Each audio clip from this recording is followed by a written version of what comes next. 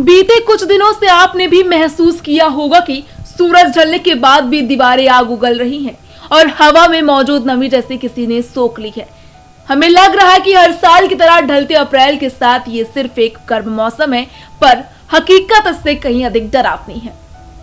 दरअसल उत्तर भारत की ये तपिश महज मौसम का फेर बदल नहीं, बल्कि कुदरत का वो डेथ वारंट है जिस पर अल नीनो ने दस्तखत कर दी है। उत्तर भारत में अब हवा नहीं बल्कि मौत के तपेड़े गश्त कर रहे हैं।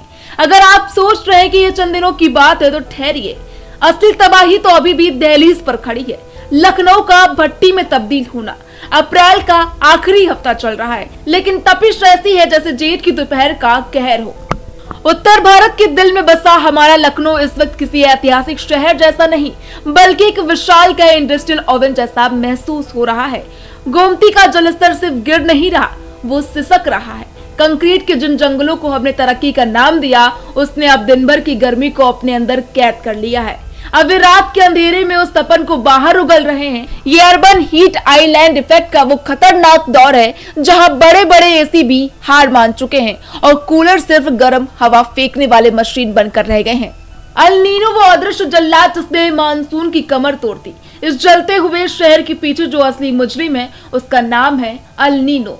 प्रशांत महासागर की सतह पर उठी एक हलचल हजारों मील दूर बैठे हमारे उत्तर भारत के वातावरण को तहस नहस कर रही है। वैज्ञानिक की भाषा में कहे तो सी सरफेस टेम्परेचर में हुई इस बेतहाशा वृद्धि ने दुनिया भर की हवाओं का रुख बिगाड़ दिया है। इसका सीधा असर उत्तर भारत पर पड़ रहा है।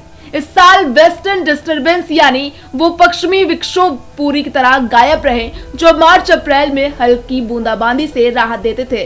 अल नीनो की खुश्की ने उन ठंडी हवाओं को रास्ते में ही लील लिया है।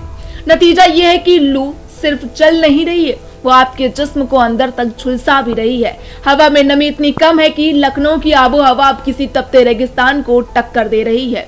Desk report, prime TV.